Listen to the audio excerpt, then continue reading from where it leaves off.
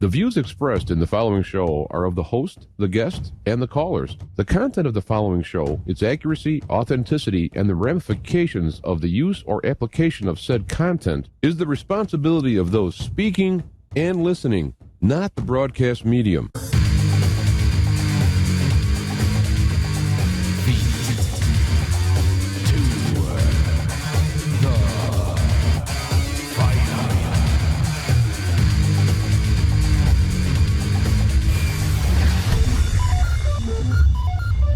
All right, we are back and we're live. Feet to the fire. I'm your host, James Yanchik, the Black Knight of Talk Radio.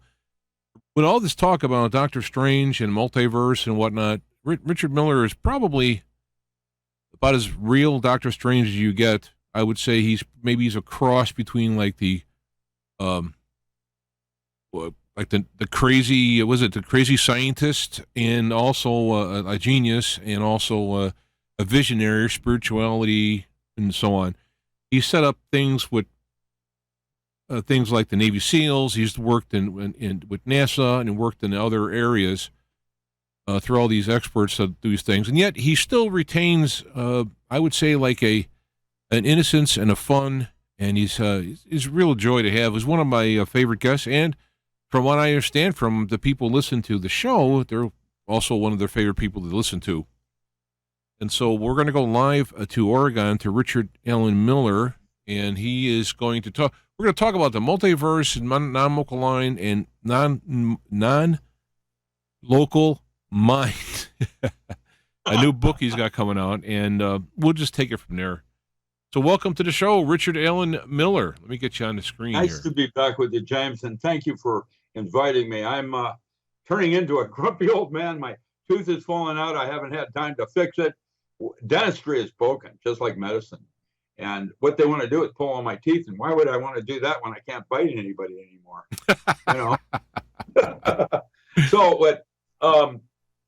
Thank you for the intro. What would you like to talk about first? Let's start there.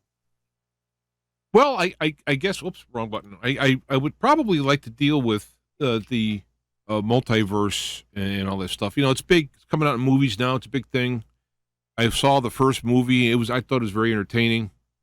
And I myself subscribe to a multi-use universe. One of the questions I'd ask you off the top of my head is, when we talk about a multiverse, when we say that, are we talking about where you have multiple universes right next to each other, let's say, and they, like this one I woke up 5 minutes later, and then this one I got up 5 minutes earlier, or whatever, et cetera. Is that how it's laid out? Something like that. So what happened is that in 1972, I conceived a concept called the holographic concept of reality. And Gabor got to go to Stockholm 1 week. Actually, it was a month earlier than that. And so I didn't get nominated for a Nobel Prize on my holographic universe. And then in 73, when I wrote embryonic holography, suggesting that the DNA was a biohologram, a resonant cavity oscillator dialoguing with subtle bodies outside itself, all that work was classified top secret for almost 20 years. It was released in 92 when Garyaev and Popov, Russians, quoted from it and were considered for a Nobel Prize. And I thought I was going to get to go to Stockholm on the writer. And they didn't get the nod.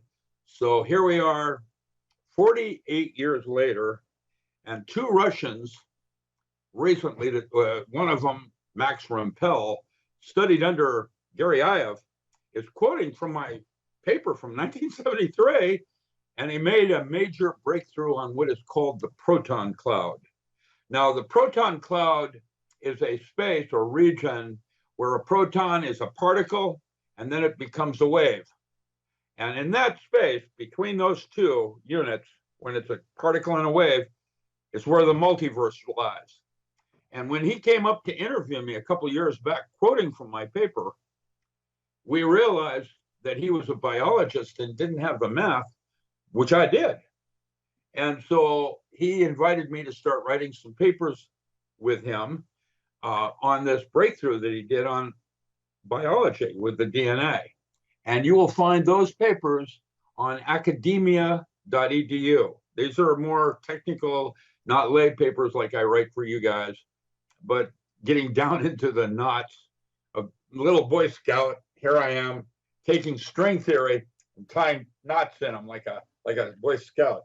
And I'm using a virtual form of Kaufman's knot theory, which takes 10 strings in the string theory universe and the 11th interconnecting one, and tying various forms of interconnectivity with them, which is called knot theory, that was presented by Dr. Kaufman a couple of years back. And what I've done is looked over his math and modified it slightly to be a virtual form of his math. And I'm starting to write some field equations that will supersede the multiverse, then will supersede the holographic universe that I proposed almost 48 years later. And one of the most important things that has come out, and this is just the first thing that's come out, this is not like 20 years after I did the holographic concept and now writing the non-local mind and all of that, but I'm now realizing the concept of consciousness as we understand it. When you and I are lucid and we're talking to each other like right now, this isn't real.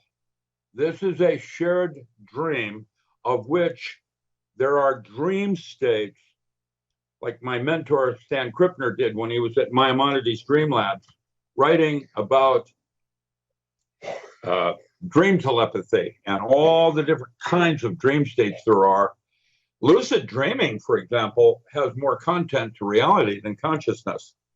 And when you talk to your daughter or son, basically you are talking to yourself at that very moment where that other part of you made a different decision on what to put on their breakfast cereal that morning. And that's your son.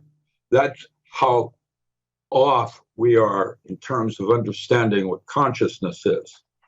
And physics is just now starting to open up doors to understand what aliens are, what space is, like time. And I'm going to talk to you about space and its illusionary concepts of when it went from astrology to astronomy, and will eventually go to a thing that we don't have yet called cosmobiology, and how space, like time, is a construct. It's not real. And once you get this, the movie Doctor Strange used my ideas where Doctor Strange is battling his evil counterpart of himself. Now, that's a little more Western, Christian oriented with absolutes, where the multiverse has everything. How many decisions did you make just today in terms of deciding to cough inside my bedroom or outside my bedroom? And both of those have created universes that are different and lead to different realities 10 years later, where time isn't real. How does that work? Well, see, there's where my limitations are of even myself being able to conceptualize. And this is one of the reasons why I would say that man is just a part of a food chain, and that there are, one way of looking at things is that there are mammals on this planet that are more evolved technically than man. And just because man has a thumb and fire does not make him superior. Orca chases dolphin as food chain. How many ants are on your property? Who's terraforming it more? Hive consciousness. There's other things going on that man goes ugh, and misses, that are part of something more going on here, and how some of us might be able to leave, as a metaphor, the petri dish, become a breakaway society. Now, with that said, I would quote Joseph Campbell. When Joseph Campbell said, "When you see the kingdom of the Father on earth, the apocalypse has already occurred. It is perpetual in its potential. That's what made us God's favored choice. And all the different possible realities that result from your ability to be different than you are. Let me just stop in here for a second, because we're talking about this and I'm missing. There seems to be, everything is from a relative perspective. So, like, where is the real thing that everything comes from? I mean, we talk about this stuff, and here I am sitting here. Well, I'm not real, but I am real, but I'm not real. But there's over here is a real. You know what I'm saying? It's almost like somebody somewhere. I mustache off 45 years ago. I had a goatee like you, and I got rid of it. Well, so, I mean, it seems like something has to start somewhere, perspective-wise, and like a ray, and shoot out. And it just seems. Well, that would be nice if you felt like you were in charge of things, and you're not. You're along for the ride. You can't know God. You can experience Him, absolutely, but to know Him, it's about the ability to conceptualize, like time. What is time? And why do we say... I have a definition. I'll give you one if you want. This is my definition of time. It is the measurement between significant events. Oh, the way you store memory?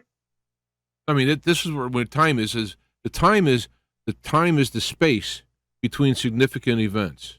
Yeah. Robert Ornstein and previous St. Augustine defined time as a duration of consciousness. So that's approximately what you're saying in a few more verbs, but it's the way you assimilate information. But see, that's what limited the holographic universe, was rather than it being measured with space and time like quantum mechanics, it measured information and the way information folded down into or out of itself. But the problem with the holographic universe and that concept of information is that information isn't what you think it is, because there's a theorem in information theory that states if you have enough information to ask a coherent question, you have enough information to answer the question. That the answer lies within the framework of the way you ask the question. And that quantizes information like it did space and time, going from analog to digital, where you insert an uncertainty principle.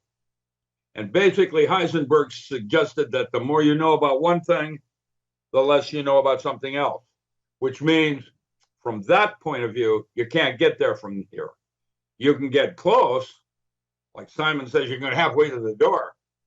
But the protocol, like physics, starts with assumed truths. And the shortest distance between 2 points, the Earth's round. But if space is curved, from gravity and other kinds of things, I could prove the Earth's flat using tensor math. Which one is it? And the correct answer is yes. If you choose to look at decision making, look at it this way, you have these doors to go to. And if you look at it that way, then you have those doors. However, if you use your mind as a tool, now you have access to both doors. That's where man needs to go next. I think what realize that the mind is an absolute. It's not the bottom line. It doesn't grasp certain things because of its limitation in being able to even conceptualize something. The way I'm looking at here is trying to find something to hold on to. Yeah, that's I wouldn't have seen it if I hadn't believed it. That's a good one. Yeah. But let me give you another example. When I see a child that's born, right, a newborn, they're looking around. They don't know anything. They don't even know it's them. They don't know it's their hand they're waving in front of them. I mean, there's like an emptiness there and an openness on there. And then eventually the ego is built and closes in. So what I'm saying is, by looking at how you're describing reality and multiverse and all that, I feel like I'm that child. I'm looking up going, well, you are, and good work for you. You finally got it. Because, by George, the rain in Spain. There it is. Because a child is way more intelligent than you or me. Why would we want to dumb them down to become us?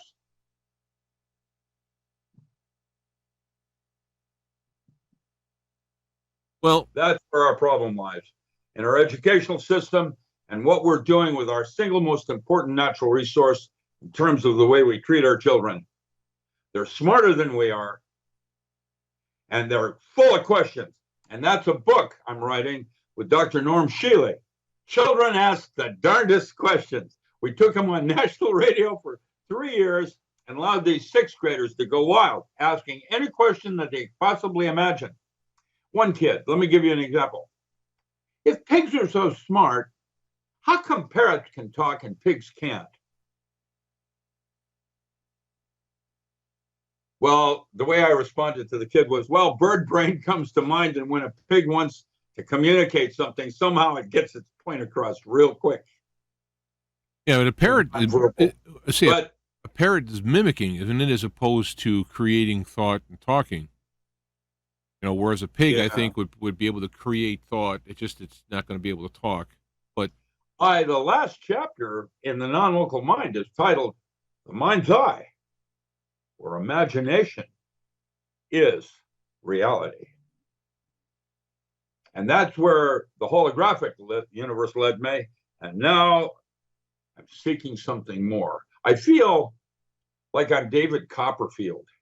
I'm hungry, and I've got this empty bowl, and I'm saying, Lord, I want something more than the physical plane, please. It's not real. It's a construct. And I can prove it because all physics starts with assumed truths and definitions. Right out of the gate, you've limited how far you can go with something. Right out of the gate.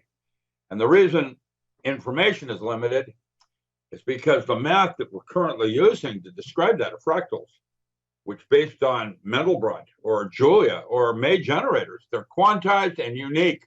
They're not interconnected like an analog system like bandwidth of sound.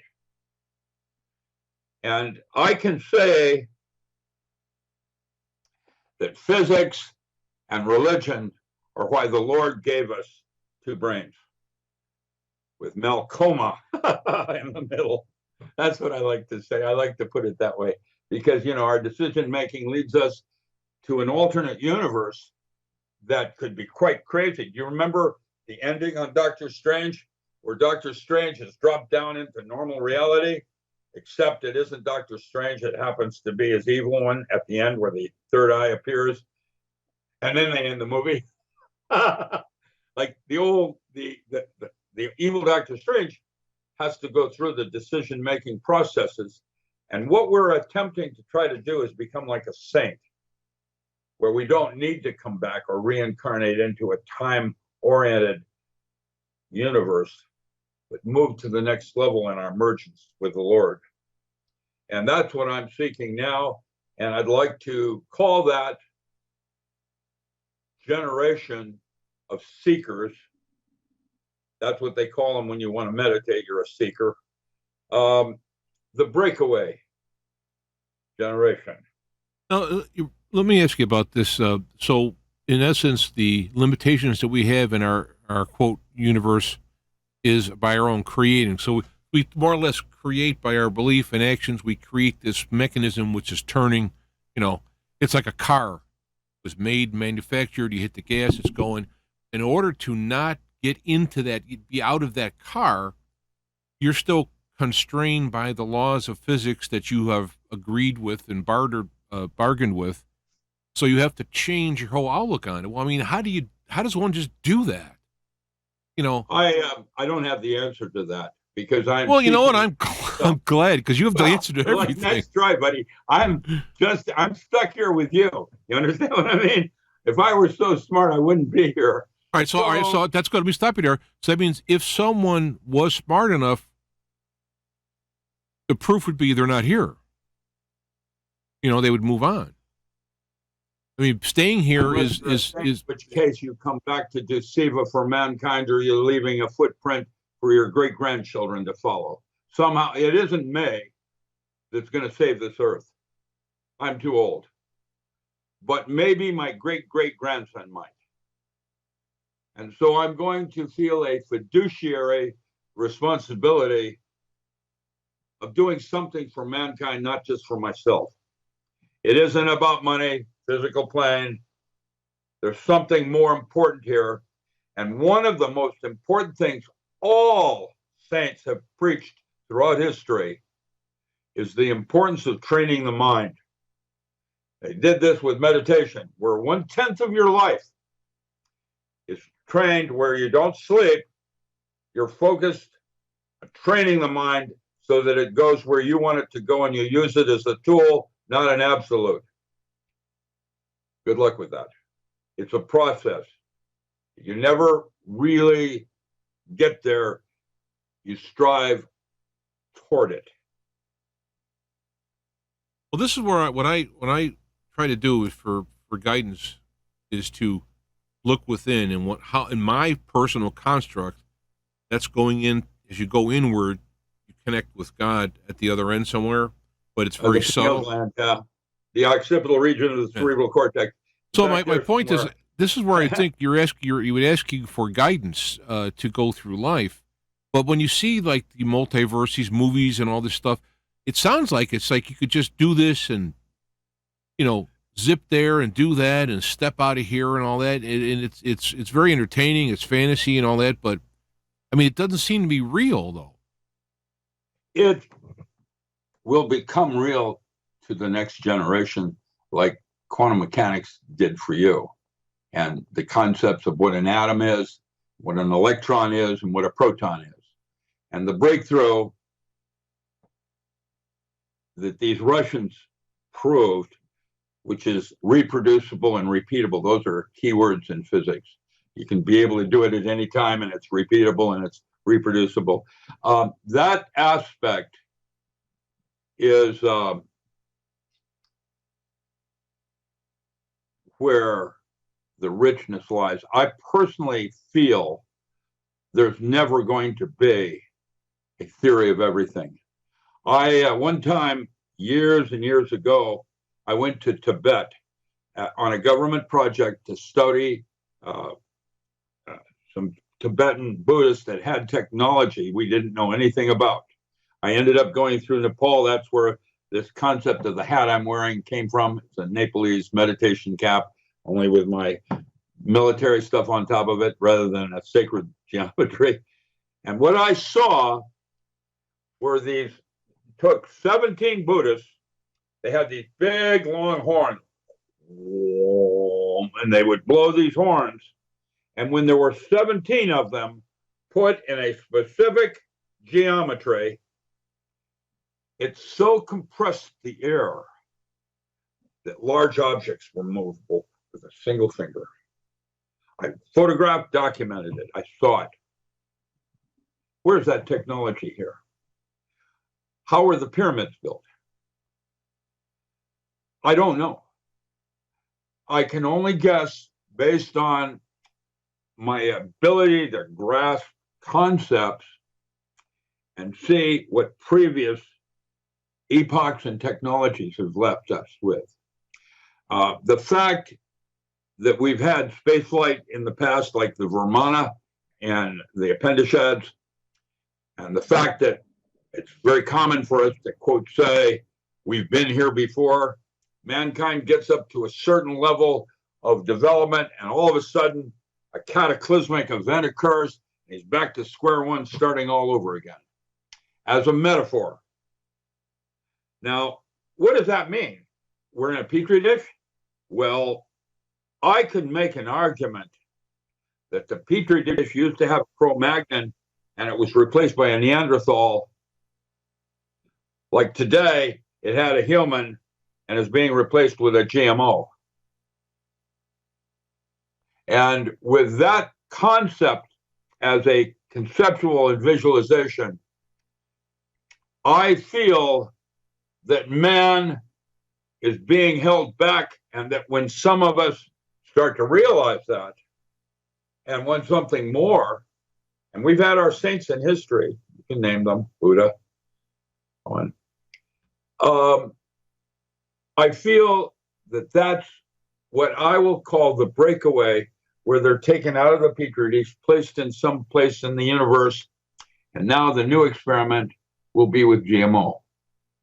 A different kind of an immune system to see how that develops and works for, I don't know, a metaphor, mining gold for aliens wanting Dyson spheres. Who knows? That's a metaphor. Yeah. Well, do you have a better explanation? Because it isn't about money. And certainly when Trudeau is trying to close down Canada, that has nothing to do with the COVID virus. You know, what's going on in our universe right now is alternate than any universe I'm familiar with. And yet there's aspects of it that smell funny. You know, why do we have to wear masks when they're more toxic? Because that's where you eliminate feces, just like you do your lower bowel. Why do you cover that? That makes you sicker. Why can't you wear shields? Which is what I did. There's too many questions and no answers. It isn't about Bill Gates and, you know, naming names. However, I can tell you there will be war trials against humanity with allowing this kind of virus to escape as a weapon out of China. And then for the next 2 years, the crap that all these different countries have had to go through. Australia essentially locked down for 2 years. And it wasn't until just this last month when the U.S. Postal Service started delivering mail to them again. And Canada, you can't even travel into Canada right now without having a shot. What happened to our civil rights? Well, it's pretty scary. Joe Biden said the other day that all the amendments to the Constitution are not in stone. So you can look for the Bill of Rights to take a hike. You know, the Democratic, I remember the look on my father's face before he died when he realized he was no longer a Republican. And now the Democratic Party, when you talk about Black Lives Matter, and that's polarizing people. It isn't Black Lives Matter. What matters is black humor. That matters. Just kidding.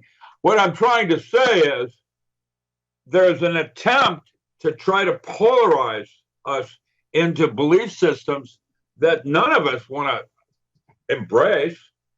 My father was I was very lucky to have him as a stepfather, but he was from New York and he had a name for every single race in the universe, a wop, slope, gook. I had all these different names.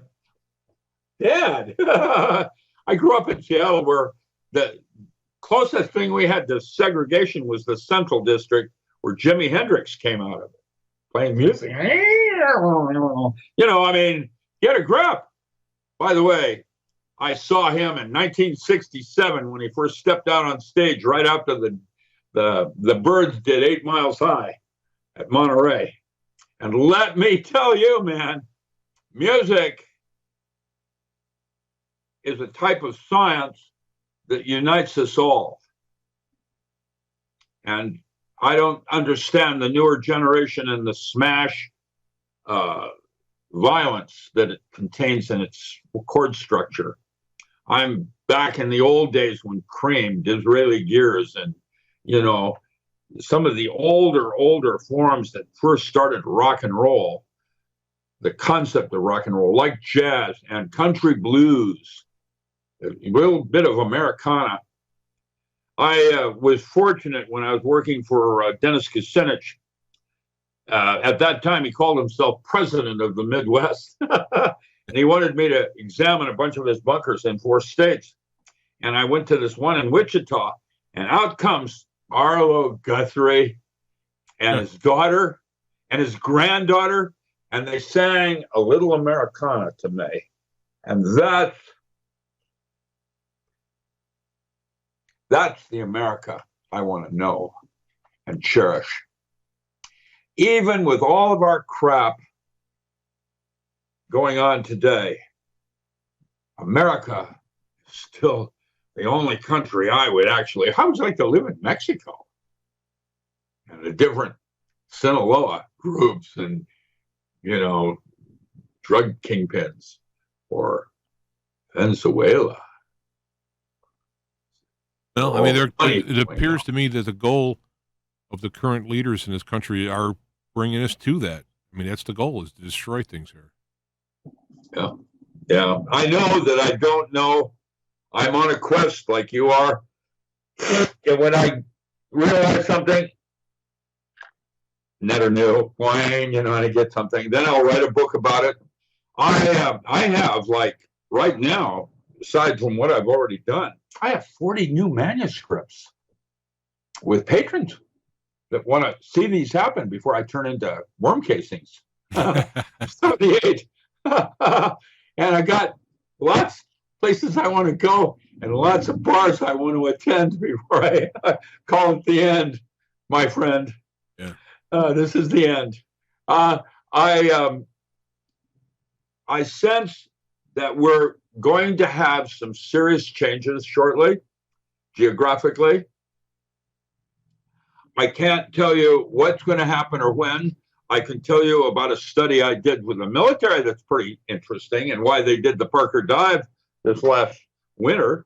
You leaving? Yeah. Nice to see you. Thanks for joining me. My neighbor next door has no clue who I am yet. So I invited him. Yeah. Invited him to witness, he's a biker like you are. So I thought I'd introduce you. Nice to see you. Yeah. Bye-bye. So basically, in 1976, Janif came out with a book called The Lunar Sex Cycle of the Female. And what he proved was that at the moment a woman is born, an engram is set into her DNA and when she ovulates. And it has to do with the Earth, the phase of the Earth, with the moon and the sun. Can you hear the bikes going by in the background? Yeah. I'm less than 20 feet from it, and they're big bikes. Meow. And if she moves to a different part of the Earth, that phase angle changes and her ovulation cycle changes. And now she has a form of birth control for when she ovulates and maybe not want to have sex to not get pregnant. Now, with that said, the study I was given was that it was suggested that when the planet Uranus and the Earth and the Sun were in a certain specific geometric alignment, there was a 3 sigma error coefficient. That means a 99.9975% probability of an event occurring, of a Carringing-like event on Earth. Now, what I did back in 1976 was I took an old 360 and I went back through history to vet that. And it turns out that's why we did the Parker Dive this last winter, is to confirm when that event is or most likely going to occur. Because Uranus and the Earth and the Sun don't move very fast, which means that specific geometric alignment with an 8-degree orb can last maybe 5 years. So when exactly is it going to happen in the next 5 years? And that's what the Parker Dive was about, to determine more about what the solar minimum is and how it affects global changes on the Earth. Because in astrology, Uranus is a higher octave of Earth, and in astronomy, there are no known laws on how Uranus can affect the Earth, and yet, with that level of error coefficient, there's something else going on that we don't yet know. And well, stop here. What is the Parker Dive? The Parker Dive was NASA diving into the Heliosphere this last winter to determine when the solar minimum was going to occur and why we are having strange weather right now. So they set the craft into the actual atmosphere of the sun? Yeah, they dropped a satellite right down into the heliosphere of the sun. Okay. To determine, when the solar minimum was going to occur. And that seemingly is what will trigger this event that they would call a Carringing-like event or a near extinction event or massive landmass changes of the Earth, like the Pacific Plate moving. Now, there is a volcano off Crescent City that's active and is setting up waves and is being affected by the solar minimum. And when that volcano goes off, there's a high likelihood that everything west of I-5 is going to go into the ocean. That Seattle and British Columbia, some of these things that are on that fault line will no longer exist. Edgar Cayce even predicts New Jerusalem to be the new landmass when Mount Olympus, Mount Rainier, and Mount St. Helen go off again a second time and create a big hole where Seattle is, and then there'll be a new island that emerges up out of that that would be called New Jerusalem. That's a prophecy by Edgar Cayce. Doesn't mean it's true. It's interesting, the concept of it, because the plate is moving, and there is a high likelihood that at some point Interstate 5 West is going to go disappear. And especially when you get down further into LA, San Francisco area with the San Andreas fault lines and some of the other things that are happening with the Pacific Plate and the way it's moving right now toward Alaska, Hawaii. And, Mauna Loa is really active right now with volcano lava again happening on the Big Island. And then, of course, some of the smaller islands, are starting to form. There's going to be some new islands formed. And all the way up into Alaska with Mount McKinley. I don't know what's going to happen. As a physicist, I can guess. Our best guess is that we may have a geographic event somewhere between March and April of 2024. That does not mean it's going to happen, but that's based on research I've done for MRU in the distant past. We sense that there will be some changes, and that I'm going to recommend that people learn how to decentralize their food and water situations more, so they're a little more independent on so-called just-in-time deliveries.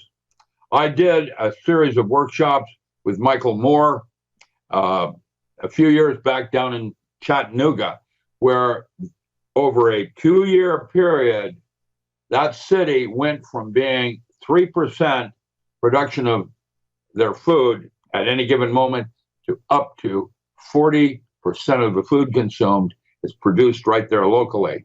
British Columbia is doing the same thing with Sikhs, growing most all of the food in the Okinagans now for Vancouver. Seattle, where I grew up as a boy, is changing. And I really am sad, because Seattle used to be a really great place to live. And at that time, it was not about LA, it was about San Francisco and the Haight-Ashbury area. That's how old I am. I knew, Steve and Gaskins, and I knew all these people. I grew up with them. And today, people have forgotten about that. Tom Wolfe even wrote a book on the electric Kool-Aid acid test, where I'm the magician. I was this physicist that the bikers all liked because I did martial arts. But that was, with my friends doing the magic bust down Interstate 101 back then. Yeah, that's a long time ago. And I can only have memories of how things have massively changed. Even the town I'm living in is now becoming a massive city, Ranch Pass. And the way of driving and the style of people involved, it's really kind of weird.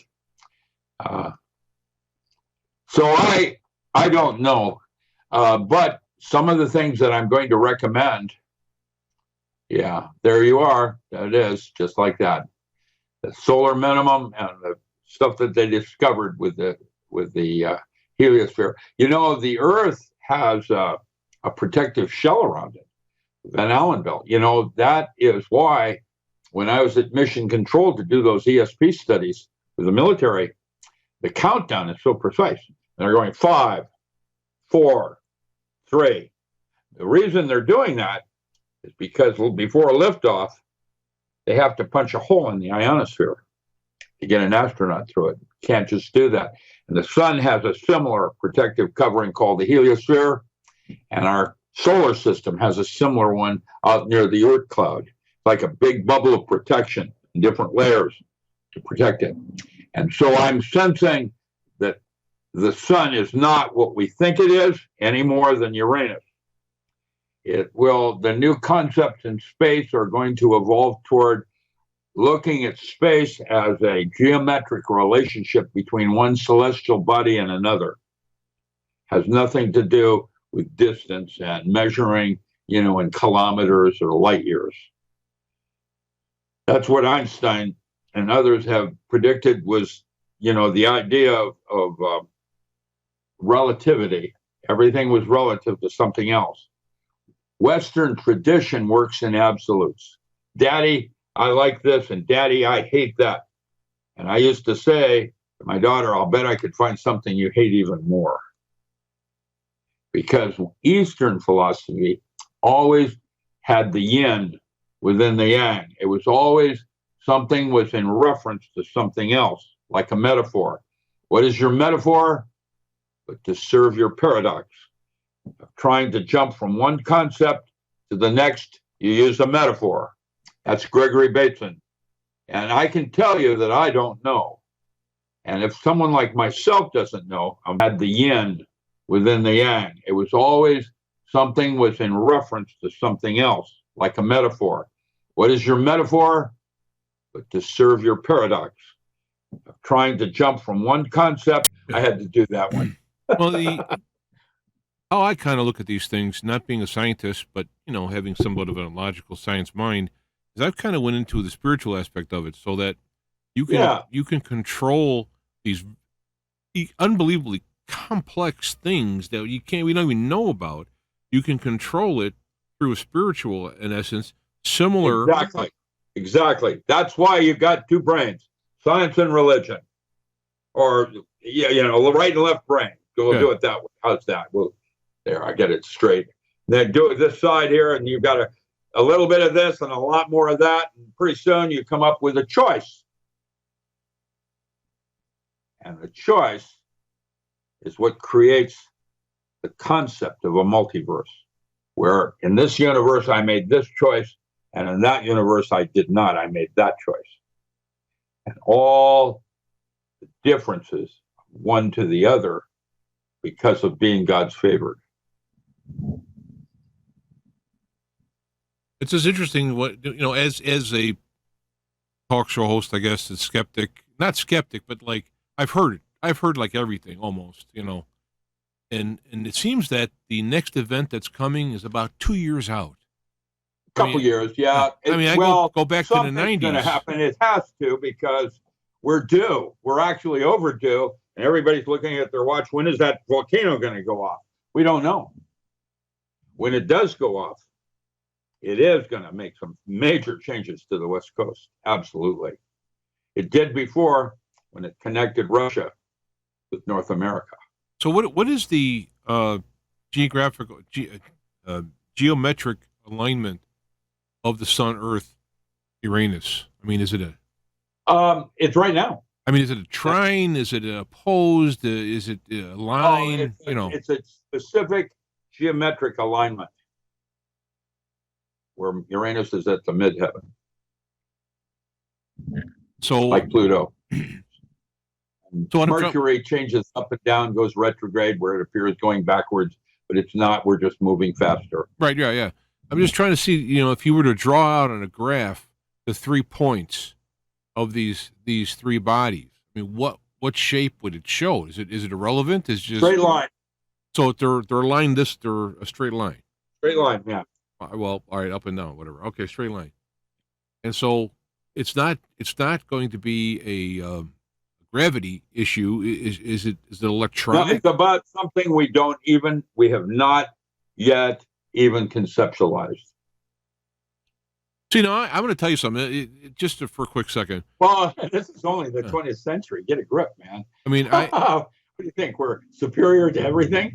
I have a what I call is like a working theory of what things are. You know, it's always changing new information, and it Look sits. at this. Look what you and I are doing right now. And imagine a farmer in England witnessing what you and I are doing right now with video and audio 100 years ago. What would he think? He's watching Star Trek. It's an episode of... No. 100 years ago, I'm afraid Star Trek wasn't going, man. I'm talking about that even 50 years ago. Star Trek wasn't even going. I know, but what I'm saying is... Didn't even consider, back when in the 70s, when they recruited me, we knew about aliens back then, but back then we were more worried about what the Russians were doing with the space race. That's why I went into paranormal studies rather than Groom Lake. Alien studies. Even that less than 50 years ago, military knew about aliens. You know, Roswell had already occurred. We had 2 dead aliens. We had a dying alien. They did an autopsy, and a 4th alien appeared. That's what Groom Lake was all about. The 4th alien appeared out of nowhere. Harry Truman told Harry Truman, "We need the body. We can resurrect it. Use me as a biological study, because with a dead alien, you can't have any idea at all how those organs work. But you can with me." And that was an entity called Krill. And now, some years later, back, Krill just disappeared. That's why they're closing Groom Lake down now. I know I don't know. My work was mostly in paranormal studies. That's what I did. I saw artifacts. I've seen technology that was beyond our own. I had an artifact in Chicago that they never told me, even with my level of security clearance, they never told me where it was from. My guess was it was Florida Everglades. It was an odd object. It had shape and size. The first thing I did is I fired a 50 caliber cannon at it, went down with an electron microscope to look at lattice damage. And while I was looking at it, the material had memory. That's what led to the concept of electrophoresis, and it flowed back into its original shape. Now, we didn't have anything like that back then. Today, we have something close, like fullerenes, C60, C120 molecules.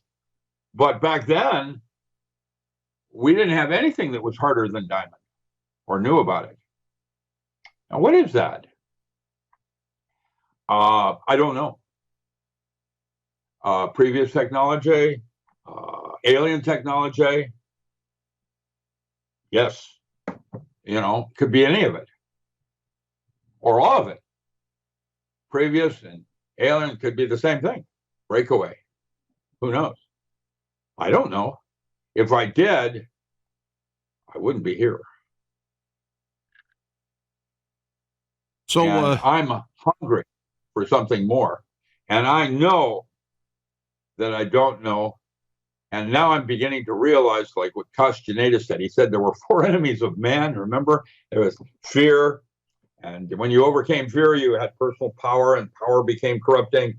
As you got older, you overlooked your power and had clarity. Clarity became an enemy. And now it's old age. That was the 4th enemy. Too old to do anything about it. Yeah.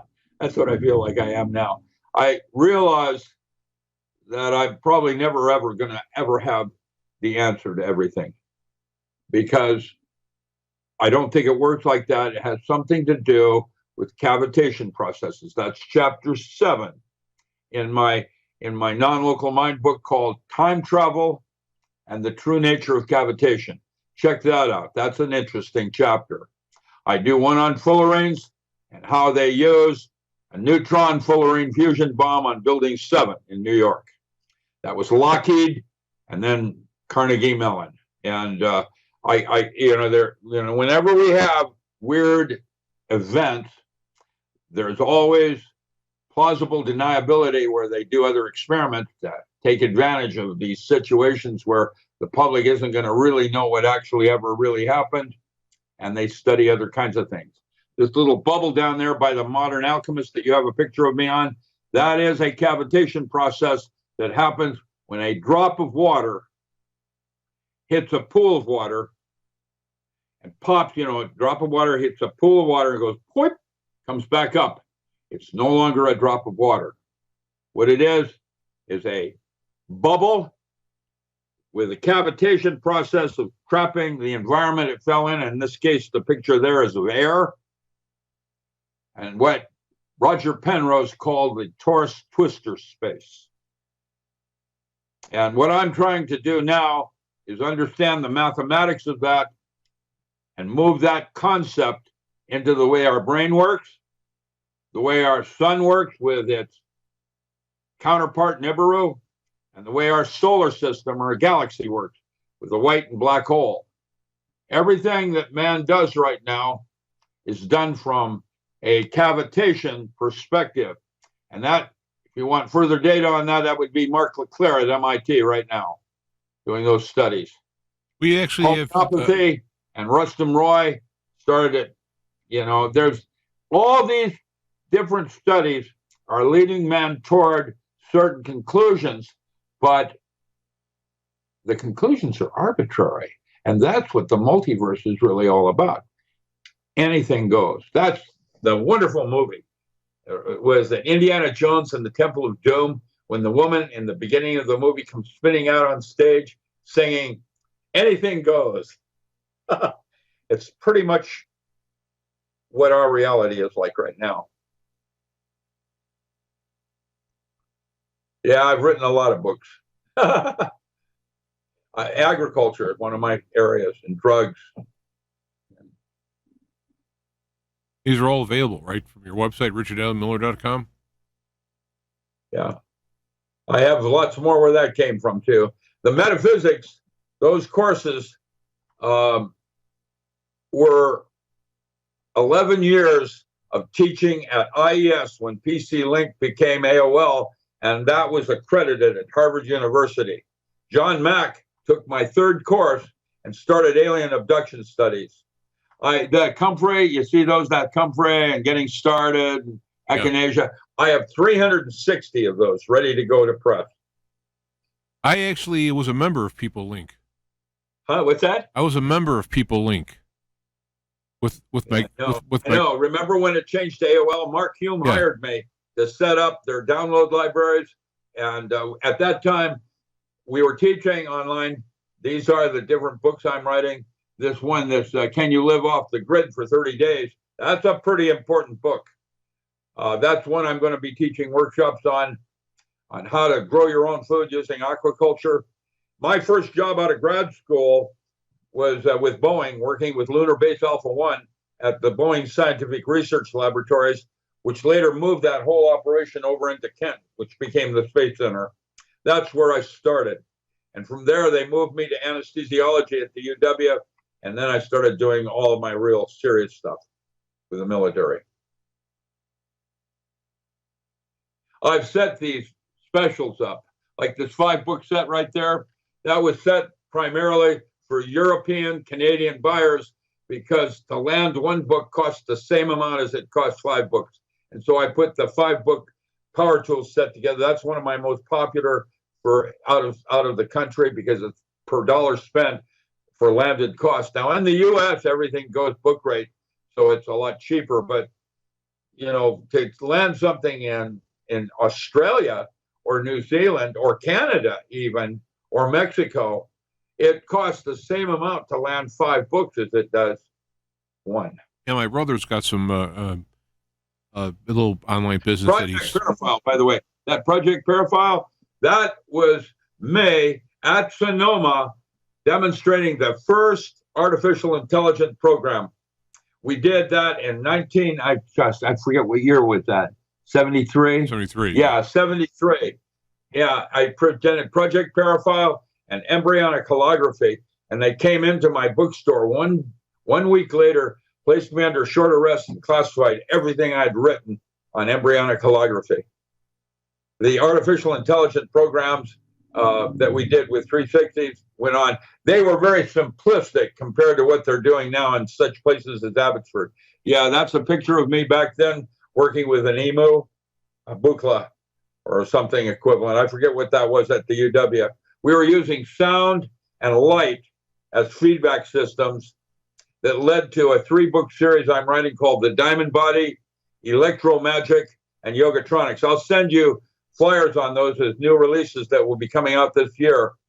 The Electro Magic is me using Amora and Indomet to create the same drug highs you would take by taking mushrooms or psychedelics. It isn't the psychedelic that gets you high. It's the release of a neurotransmitter that has a chemistry very similar to, but different than the drug. And the drug is usually out of the body and in the system from your immune system in less than, 2 hours. And the next 20 hours is your response to neurotransmitters. And then, I have other things going on. I'm having to downsize. I was going to tell a friend of mine next door, he didn't see this yet, but the artwork that I had in my home, I'm having to sell it because of, I'm living in a little single bedroom right now on the Rogue River where a bunch of bikers live. I have my original sci-fi books I have for sale, other kinds of things I'm doing. Wait till you see what else I'm doing. It's going to be really cool.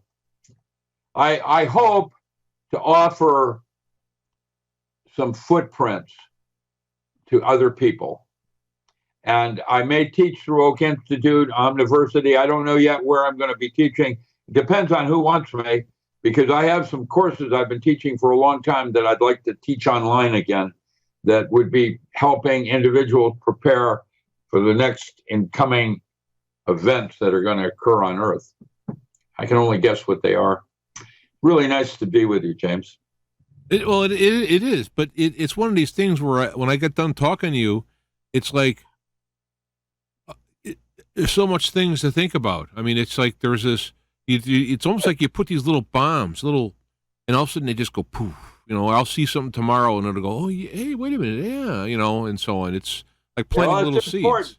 That you keep your mind active because it's an extremely important tool. What neurotransmitters are resonant cavity oscillators, just like your gut.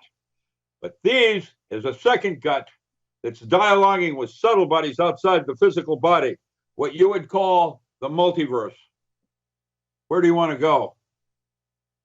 Who do you want to be and how old do you want to be? That's why Yogatronics shows me in 1983 as a little boy and the Mars Project, going to Mars, creating my own wormhole using sacred geometry. Resonant cavity oscillator. Well, somebody might say, well, if you can recreate a wormhole and go to Mars and all that, then you could create a wormhole and go out of your 1-bedroom apartment and go do something somewhere. I am working on that as we speak. Stay tuned. Film at 11. Yeah. Will Batman be able to save Robin? Will Robin be able to save Batman? Stay tuned, Bat fans. Yeah. Same Bat channel. But I'll be driving in the truck, and all of a sudden I'll see you zip across the hood, waving with a smile, going. Oh. I love what I do. It's